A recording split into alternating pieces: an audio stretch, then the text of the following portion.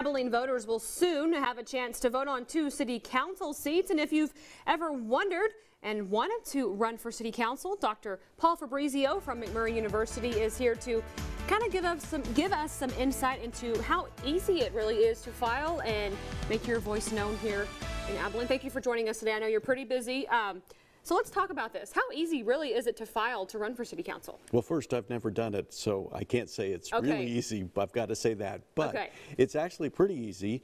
You go to the city council, you go to their part of the City of Abilene's webpage, and you can download this packet. And it has all of the rules and all of the steps you need to do.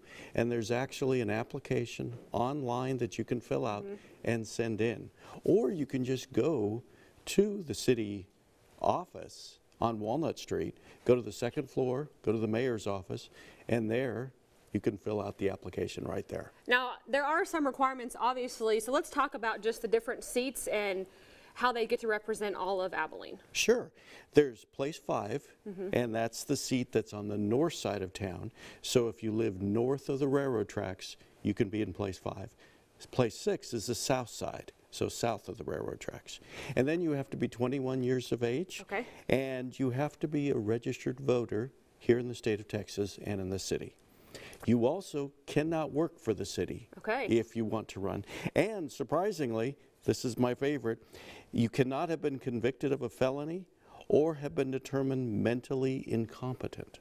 Well, I guess that's pretty good when we are having people represent our city. Exactly. So if you file for this and you get voted in, what are some things that someone would be able to do if they get to sit on the city council?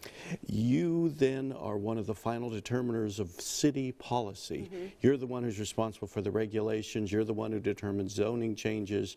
You're the ones who determine our taxes. So it's an incredibly important position. You need to remember, though, you get paid $1 a year. $1 a year. And we're seeing some new fresh faces, some younger faces filing. We've had it in the past, and then again this term around. So what does that say about maybe younger folks in Abilene wanting to make their voices heard? Well, I think it's a positive sign when we have anybody who runs. And the fact that in the last several elections we've had younger people run is a sign that young people are really have a focus in the town. But they haven't won yet, and that's the big thing. They have to get over that hurdle. Most of the voters in Abilene who participate in these elections are older voters. So as a consequence, typically, our representatives are older people.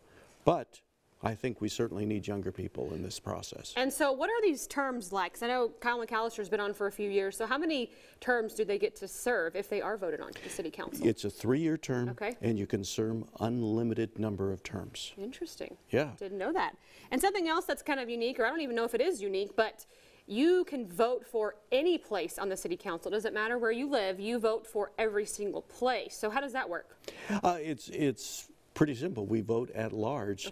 So while the representatives must sit or live in either one half of the city or the other, they have to represent the whole city. So they have to campaign for the whole city.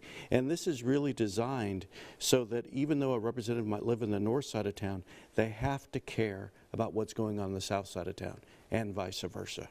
And so if someone is out there wanting to maybe put their head into this race, what do they need to have? What do they need to know before they go and fill out that application? If they're interested in going, I would suggest they attend city council meetings so they have an understanding of the issues that are going on. And you can look up past city council elections. They're available on video at the city's website. And then if you're going to decide to do it, you need to get your name out there. You got to go to the social clubs, the Rotary Club, the Kiwanis Clubs, those people. You've got to go door to door. You're going to have to go to your friends and ask for money so you can advertise. Yeah, I was going to ask about money. Obviously, the presidential elections, they spend a lot of money. But what about local elections? I mean, do you have to be some billionaire to run for city council? Not at all. If you have people who are willing to give you money, donate money to you, and you got to make sure you follow the rules on that, and that's all in here, then you can run even if you don't have much money at all.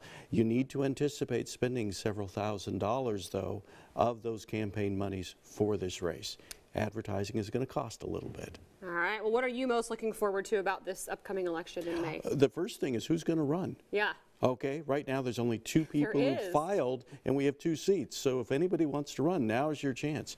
And then we'll see what happens after that. And we do keep checking to see if someone else has filed. And if you have, let us know. I mean, obviously it's a big deal, and we're excited for the upcoming May election. Anything else you want to add into this? No, this is a great process, and it's a sign of your caring for the city if you're willing to do that. And I think anybody who runs deserves our thanks. All right. Well, we appreciate you, and we thank you for all you do for us here at KTAB.